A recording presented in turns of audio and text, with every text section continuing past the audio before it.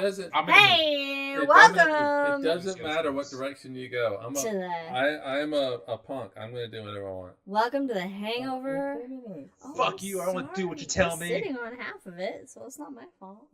So welcome to Hangover, folks. We just talked about Voyagers. We're gonna go down the deep rabbit hole in the Hangover episode because the other Voyager. We talked a little bit about Voyager 1. All right, yeah. It's bits and pieces of it. Voyager 1 needs to wait. Yes. Yeah. But one of my favorite things about Rage Against the Machine and that song "Fuck You, I Won't Do What You Tell Me," which is what we quoted earlier on. There was one time. What's it? Wait. What's the name of the song? Fuck you, I won't do what you tell me. I can't think of it. I know right? we're both. I hear the chorus. We're both. So in any case, at one point, Rage Against the Machine was on the BBC. And the BBC asked them, hey, you know what? This is like a family program. We have people, we have censors. Can we just don't do the cursing? And they go, yeah, sure, of course, no problem. And so they start up, and the first fucking song is, fuck you, I won't do what you tell me. And you can listen to this on YouTube, and they cut the audio and go to the announcer, like, oh, how dare you ask Rage Against the Machine not to curse when you know what the whole message is? Yeah. In any case. Yeah. Meanwhile, their ticket prices are. Well, yeah. Such fucking capitalism. Anyway. Killing in the name. Killing in the name. Yep. Killing in the name. All right. So we had talked about how if you're here live for the Hangover, yesterday was the 55th anniversary of Apollo 11 landing on the moon. Double nickels. And for all the Apollos, there's a great website called Apollo in Real Time, in which you can access any of the Apollos and follow them as they launch from the Earth and they land. Did you listen to the whole thing the whole time? I've done it many times. In fact, you have the Google photos saying, hey, remember this day 5 years ago? Yeah. And there's my party I had, the 50th anniversary. But that is a great moment to have and to kind of relive the calm and collected notion. Hey, we're gonna show here. It's my daughter. It's just like in any planetarium show. If I see someone on their cell phone, I'm gonna call them out. All right. We're gonna show here. It's my daughter. Attention. We don't care. She can wait. Fuck you. What's that Rage Against the Machine? Mike said? Mike said, fuck you, I won't do what you tell me. What's that Rage lyric? We just talked about it. If you were paying attention and not texting, then maybe you would know it. Fuck you, I'll do what I want. No, it's not what it is, but okay. And this is how we get banned from YouTube. Fuck you, I won't do We're what not you tell me. monetized. We're not monetized, so it's. Oh! I was basing my whole retirement based off of the YouTube streams we got. Well, on Spotify, we made like $20 before they switch things where we can't make any more money until we get a certain amount of followers. But anyway, let's come back to the Hangover because there are rules apparently here. Scene. So going back to the 55th anniversary. No, fucking damn it! I just said scene. Hangover. All right, I'm with you. Oh, I gotta stir this. Well, you have the 55th anniversary of the Apollo landings, and I'm gonna read to you one of my absolute favorite quotes about the landing, and just kind of what it meant. And this is kind of a quick little one. So they just landed, and you're watching it on TV. They go, yes, the astronauts Neil Armstrong, Buzz Aldrin, and Mike Collins, the last keeping solitary vigil in lunar orbits, displayed death-defying courage. Because, of course, not part of the quote. Neil Armstrong only had 20 seconds left to fuel before he had to leave the moon, and he took manual control to land on the planet itself. And Planet? Moon, Planeta, if you will, the Wanderer. Whatever. Yeah. And his heart rate was 110 as he landed on the moon. Now, just the other day, Friday, I watched the documentary of him landing on the moon, and it took my own heartbeat as I watched him land on the moon because I was getting kind of excited. Like, I love this moment. But I'm sitting on the couch. I'm in dark space. I'm not happy. In space, risking your life. Yeah, it was 110 landing on the goddamn moon. Mine was 116. Oh my god! God fucking damn it! Your life is not in peril. Yeah, hanging out with a glass of water. Wasn't Buzz Aldrin like 80? Yes, his was definitely below 110. I mean, it's Buzz, man. It's Buzz. You got a little Buzz. You just chill. It's Buzz, man. Yes, that was the death-defying curve. Are you okay, Davison? I'll pull the Davison. Yes. And dude, then, Biden dropped out way before we were drinking. Elizabeth. We're not there yet. I'm doing my quote. We're not at that yet. I'm doing my quote. We'll get to that. Because this quote is from Sagan. So yes, the death-defying courage was the heart rate and making sure they got the job done because they're professionals and they got it done. They say, yes, as Armstrong said as he first alighted, this was a historic step for the human species. But if you turned off the biplane between Mission Control and the Sea of Tranquility with its deliberately mundane and routine chatter and stared into the black and white television monitor, you could glimpse that we humans had entered the realm, myth, and legend. Because when you look up in the sky, you see Hercules, you see Pericles, you see Medusa, you see the heroes of legend, and there we fucking are. Establishes. Oh, we're back now. Okay. So that to me establishes the idea. The whole dramatic moment was fucked up by our. The whole thing. Do I need to go back? No, it's fine. We got it. Sorry. Myth and legend. We're good. But that to me emphasizes, and of course, just this last week, I was fortunate enough to talk to 60 students coming into, I'm sorry, the best planetarium in the world right now. Honestly, I got to talk to them about space and about the stars and the constellation of the planets. That is why we do this. That we have entered myth and legends. It is not about the politics. That yes, we beat the Soviet Union. Yes, of course we made the fact known that our technology, our politics, our people are better than yours, apparently. But what it's about... This is a human... It's a human endeavor. It has nothing to do with country borders. Yes, exactly. And what it's about is that we humans have entered the realm of the legends. We're exploring what we've always wanted to know. Neil Armstrong's name will never be forgotten. No, true. Apollo might be, United States might be, but Armstrong... I mean... That will be a legend forever. Just like Alexander the Great. Yeah, that was thousands of years. No, honestly, though. So whether it's reviled... We know where he's buried, yes. We know where Armstrong is buried. Whether it's reviled or loved, Alexander lives forever. Armstrong will live forever. Yeah.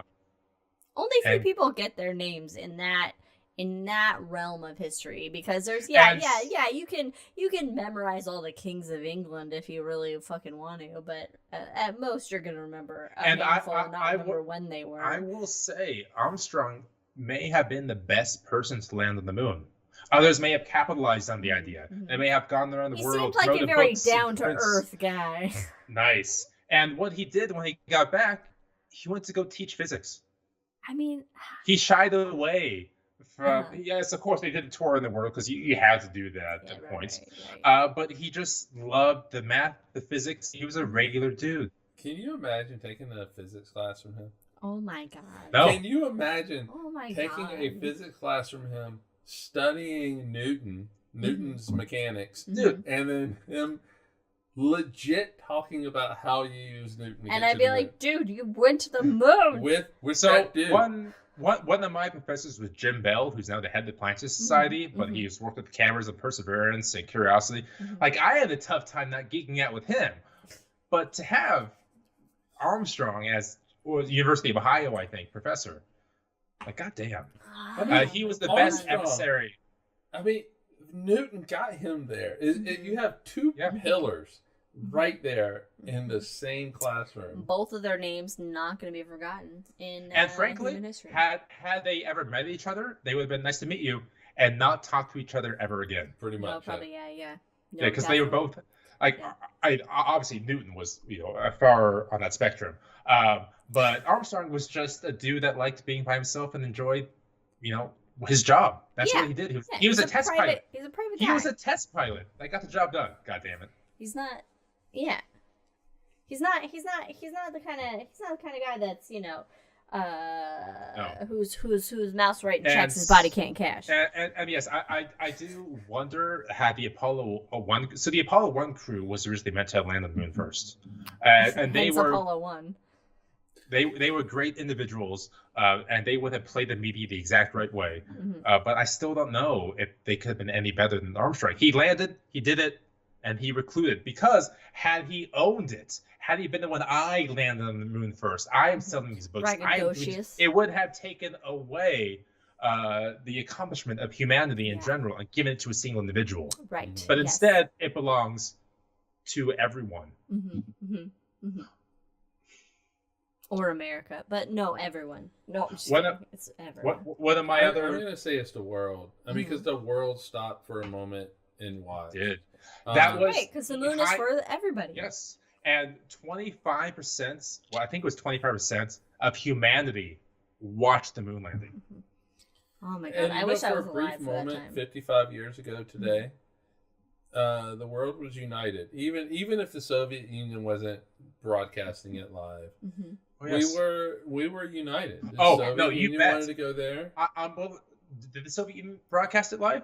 I would have bet they would have, because if it failed, they were the first ones to show it. It'd be like, ha. Yeah, but also if it's successful, they don't want to show that. But whether they did or didn't, it doesn't matter. It's still because and then for a brief moment 55 years ago, the world is united. Now, we were united for the right reason, but we did it for the wrong purpose. We did not do it for exploration to expand. It was to beat the other guy, I do feel that that's worth at least pointing out in this conversation. I feel like that's all of America's history, though. It's always to beat the other guy. Like, we do shit first to beat the other guy. If you look at Kennedy's speech, we will land on the moon, not because right before he said it, he talked specifically about the Soviet Union and the war, in direction of the war that we are in with them, that we must be first. That was the whole point, was to say, hey, our dick is bigger than yours. Yeah, that was it's all testosterone based. Right, but still, let's not take away from what we did.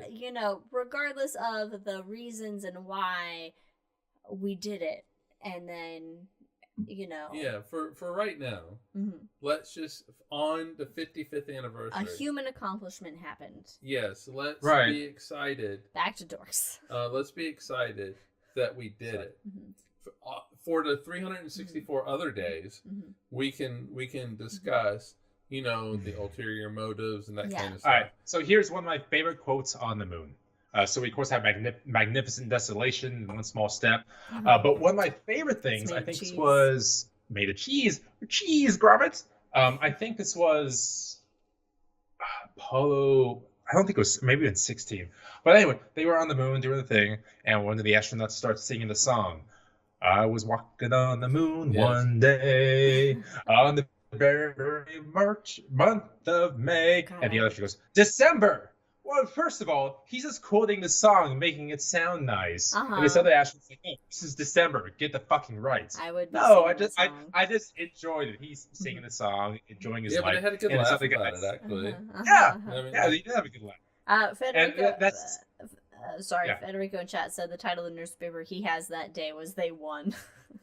Wait, a couple questions. Federico, can you send that to take a picture? That sounds I'm sorry, Brandon's obsessed with newspapers, so I have newspapers above me right now. He's obsessed with old newspapers. I really wish that we had the 1969 moon landing. Wait, I'm going to move my camera. Ready? Brandon has it. Okay. Wow. Hey. There it is. Yeah, there it is. I can't. I'm going to wait until. Yeah, it's good. We got it. It's good. All right, it's good. Cool. That's my favorite thing I have. And if my house burns down, that's what you grab. Well, yeah. Well, honestly, you're in concrete, so you're pretty safe. But yeah, you grab that and Smeags. Yeah, don't fucking leave Smeags behind. I have many other newspapers I want to keep. But yes. If any are related to baseball, fuck it. You grab the moon one, and you grab Smeags, and that's it. I have priorities. And I like my plants, by the way. My plants. Yeah, it's growing well in the background. What's his name again? Did you name him? Pedro. Pedro, that's right. Pedro's doing good. I like how we're on the plane going to South Carolina and all these other stuff, and they're like, should we have to land, emergency landing, don't grab your stuff? Shit. I'm like, I'm grabbing my shit. Yeah, no, there was video apparently of an emergency landing, people trying to grab their shit, and it was caused to just mayhem. Yeah, just fucking people were pissed off. I'm gonna grab my little bag. I'm gonna have my cell phone because that's just gonna be sure. With me grab anyway. Your cell phone. Sure. Grab your passport because that's with you anyway. It's your passport, by the way. When you travel international, PSA, do not put your passport in your bag and a carry-on above your head, keep it in a pocket. At the very least, put it in the pocket right in front of you. Yeah. Don't put it in keep it with you. I don't put it in the pocket in front of me because I'm so paranoid about leaving it. Stays in my pocket every single time. Yeah. If I had one, it would be on. We got to work on that because we got to go to Japan and New Zealand. And we're going to be moving soon. So What? Wait, what? Oh. No, everything's going to turn out well. Everything's going to turn out well. Oh, and we're not going to talk about that in this podcast. Okay. Oh, okay. You sent it to us already? Send it to your number. We're posting it. Oh, I just got a WhatsApp. Hey, well, look at that. The two of you being like, oh, that's so fucking cool. This is international relations. This is what this is.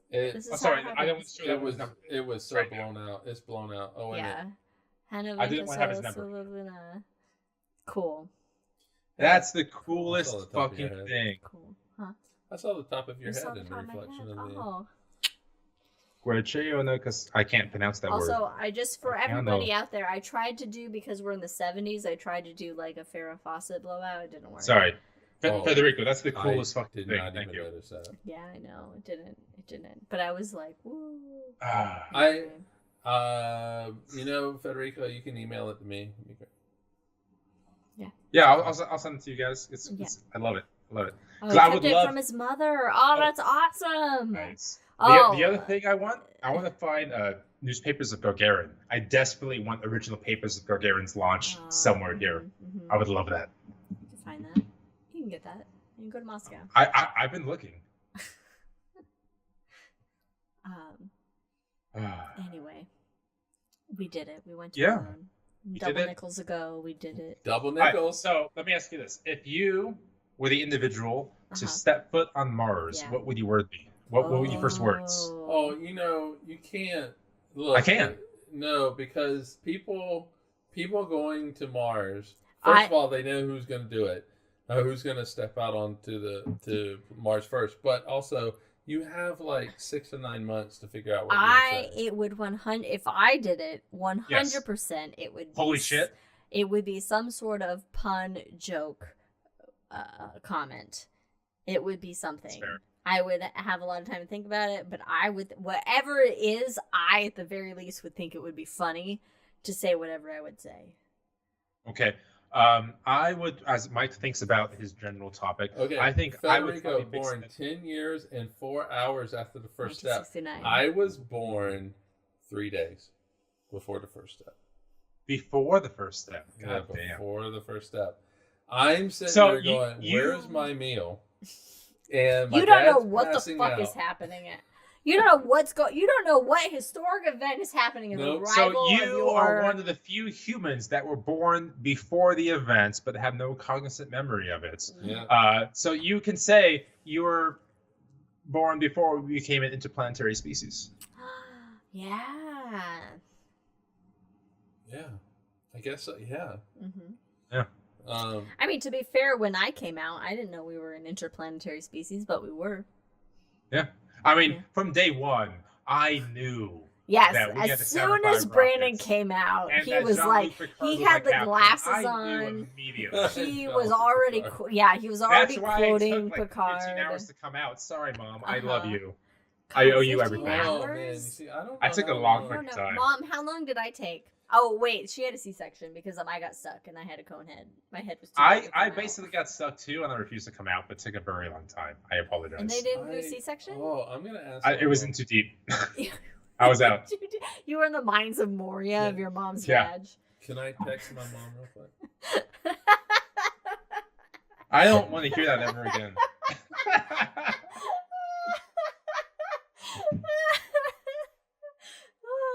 All right. What are we talking about here? Ouch. Okay. Elizabeth says, I think the first step on Mars would quote, ouch, they need to figure out the gravity part in transportation. I would have something along the lines of the myth and legend regard. I think I would go to that respect. Or maybe I wouldn't. I don't know. Okay, so Brandon would be very like apt, poetic and like grandiose about whatever he says. You would be very like serious about what you said in your quote, and then I would just be very vagrantly. So we got the spectrum. I would be irreverent. Wait, yes, do the Federico quote. Do the Federico quote. All right. Seen another way, I'm adding a couple of letters there. As soon as Mike was born, humanity searched for another place. Followed by my mom, Liz was a conehead. Yes. And I identify to the movie Coneheads. Hardcore. Yes. I can agree with Federico. I mean, search for another place to live. Meanwhile, every murder true crime series we watch, the murders happen around September, and I'm like, yes, I bring her death is what I am. Okay. All right. So because this is the Hangover and I am leading the episode, I can go any direction I want. You can. Did you know? We love Jimmy Carter, right? We love Jimmy Carter. Yes, he built houses for the homeless, and he's like one of my 93. There's also 2 great documentaries out recently about Jimmy Carter's presidency, and they just make you cry because it's so good. So in any case, we love Jimmy Carter. Yes. One's called Carterland. Go check that out. I'll have somebody download it and we can watch it. He tried to get the space shuttle program canceled. Jimmy, no. It was too expensive. And the only reason he said, okay, keep it going, is that the NRO convinced him that the space shuttle could launch one time, orbit the Earth once, capture an enemy satellite, and bring it back, launch again, put it back, so they would never know like something went wrong, but it was still in place. A little bait and switch. He was told that we could do a little bait and switch. He was still all for the defensive mechanisms of the space program, because in his perspective, the space shuttle, the Voyagers, the Galileos, what have you, the Hubbles, they didn't produce necessarily outcome to improve human life here on Earth. So he said, no, we should spend it here. But like the technology does, though. But the technology we have reaped from space exploration is all of our technology. Yes, but I can imagine when you are in the midst of the Cold War, you need all the money you can. I mean, yeah, that's fair. Because... No, Jimmy Carter was still wrong. Don't get me wrong. Yeah, well, yeah. But I mean, I guess it's hard to, you don't know when you're it's like people who are like so against climate change because you're in it, you don't see it's hard to see the broader picture of things when it takes time, when it's over a certain an expanded length of time. Oh shit! Well, we're frozen. Oh God! What a look I have on my face right now. This is great. And I have just the look I have at you. Wait. So am I the only one that's being able to be seen and heard in this podcast right now? We're can you hear us though? So even though our audio, I can hear you. You can hear us even though our video is frozen. Well, maybe they can let us know. On me just. So what I will do instead is I'm going to pick a random page from Voyager. Seeking Newer Worlds in the Third Great Age of Discovery by Stephen Pine. So this is the page I'm choosing from. All right. Oh, the section's called Voyager's 3-Body Problem. I can't. Okay. Voyager what? Voyager's 3-Body Problem. Oh, that's what the section's called. Yeah. In June 1961. JPL hired UCLA math and physics graduate student Michael Minopsis, I can't say the name, as a summer intern to work on some tricky calculations involving trajectories to and around planets. They can't see you now. No, they can't. But they can hear you. I won't. A nice drunk history space edition. Oh. If I can do a history of drunk space, I'm all for that. Hey, what? No, wait. You're still out. Hold on. You're still out. Went away. What the fuck? All right, so we've been in the Hangover for a hot second here. They can still hear us. They can see me, which is the important part. So let's kind of wrap this up here with a closing thought. What do you guys think? Yeah, sure. All right. Trying to get Voyager 2. Which was the first Voyager launch, but the last Voyager to, leave the solar system. It kind of puts into perspective everything, right? I mean, to pass the planets, to learn about George's star, to learn about Neptune, to learn about places we've never dreamed we can go to. Hell, even Johannes Kepler, he of the first science fiction novel trying to get to the moon, can never even think of going to the planets. We ended at the moon to him. So just in our lifetime, your lifetime, Liz, specifically your lifetime, my lifetime, we're back. We've seen things we never thought we would have before. That's very true. So I know in the future we want to see new physics. We want to see our nation and the world come together. But what other things, maybe major, minor, do you want to see happen in the next 40 years? Whether that is discovering new particles, discovering new physics, discovering life out there. What's one specific thing that you want to see discovered by future Voyagers? This isn't going to come from future Voyagers. Mike has a thought. Mike's first. No, you bring up life. I want life. I want life to be discovered for a couple of reasons. Okay. First, it is just the whole idea that we're not alone. You know that you know. I don't know. Looking at humanity, I'm fine with it. No, if we're alone.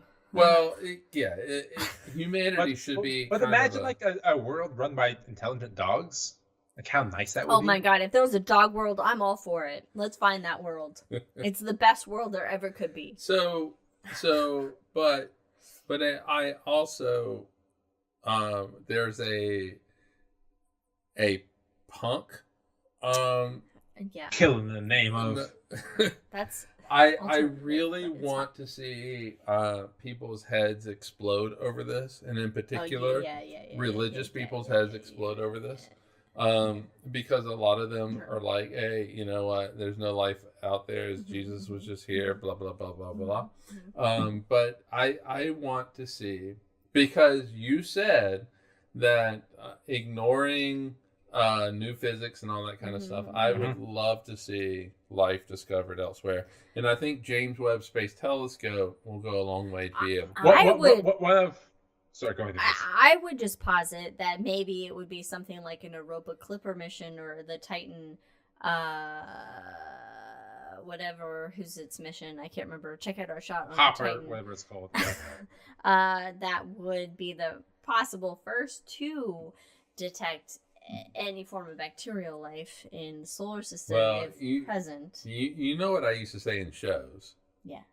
Where we would in a Grand Tour show talk about Europa and it being an ice world, and how I would just love for us to spend billions of dollars to get there.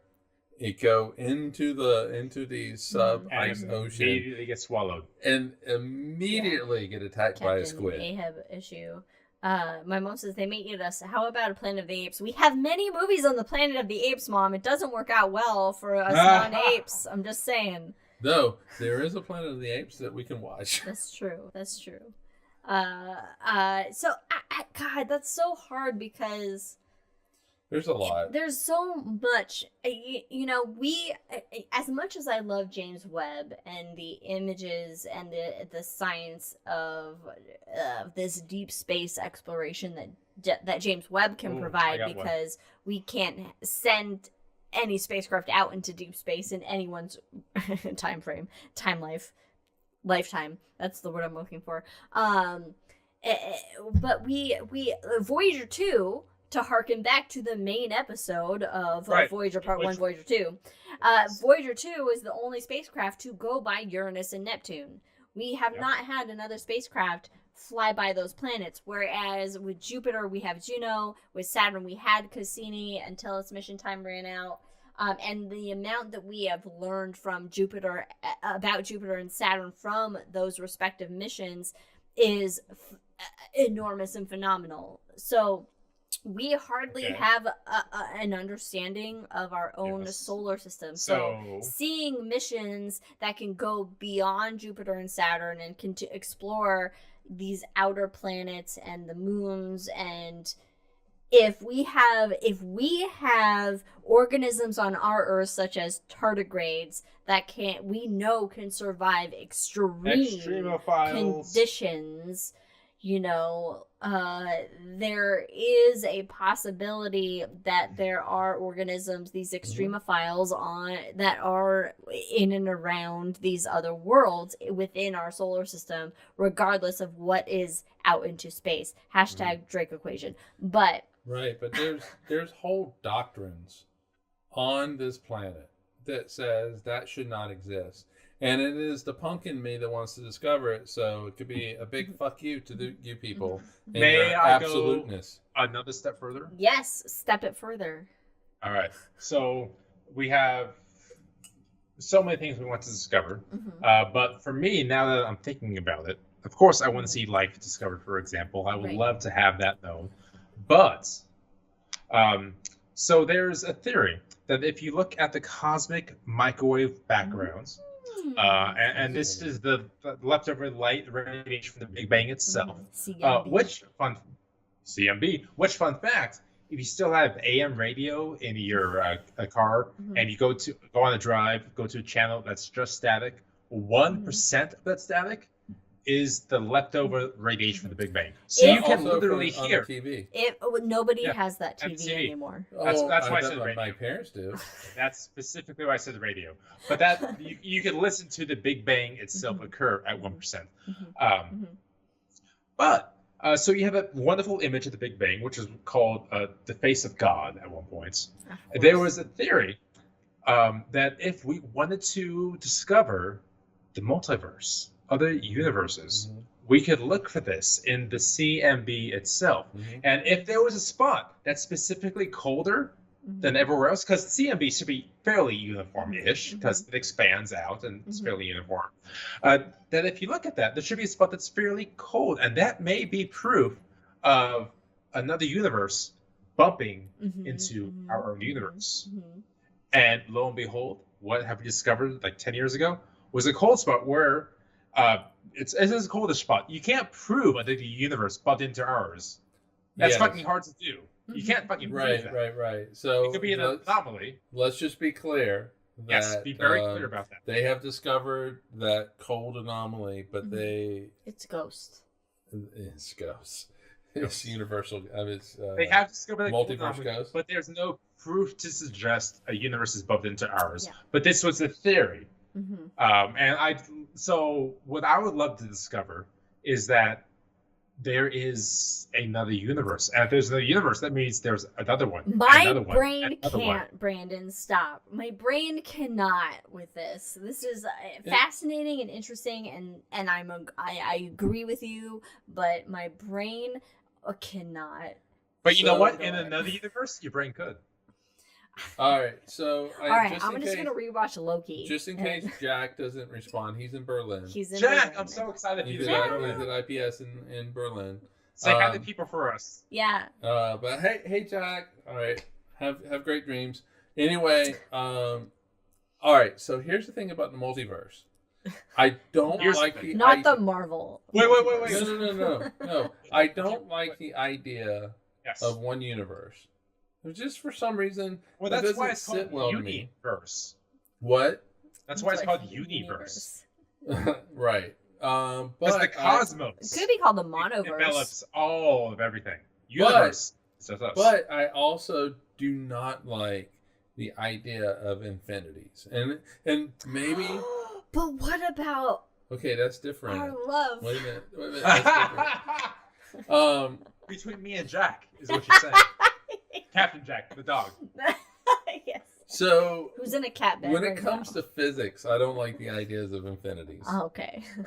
Because it's fine. I have been line taught over the number. I get it. I have been taught that when you encounter infinities, it means that your understanding of whatever the fuck it is has broken down. It's not right. That's why we know that Einstein, as great as his theories are, it's not correct at the center of a black hole because you get infinite results. Yeah, because the black hole is fucking fucked up. I just wanted to point out that in a weird universe where Mike meets Albert Einstein, he's going to say, "You're wrong, and here's why." I am.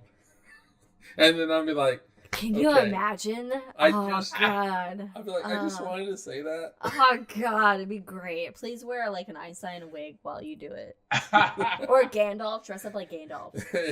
That'll really throw Einstein him. No Gandalf. That was before Gandalf. That's why I would throw him. But we'll need my eyebrows to just get real fluffy. Oh, I can't handle it. Real bushy. I can't handle it. But anyway, so I don't like the infinite number of universes out there banging into each other. But then when you get into the brain melty thing and you go, what's beyond our universe, and then your brain melts and you go, there has to be, and then your brain melts and you can't continue the thought.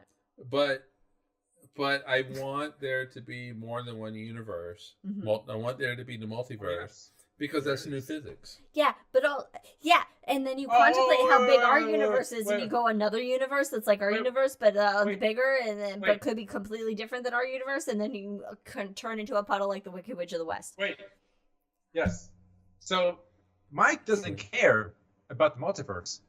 He cares about new physics. I do care about new physics. That's what he cares about. So it's not the multiverse. It's new physics. He wants. Okay, so the answer to you want more math, Mike. The answer to Brandon's question is you in this whatever your first question was. You just want more math, new physics.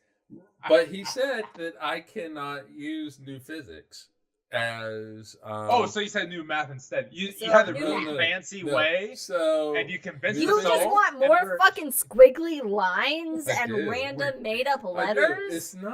It's not the reason why I want new physics is because I know that the old physics, quantum physics and general theory of relativity, don't explain everything.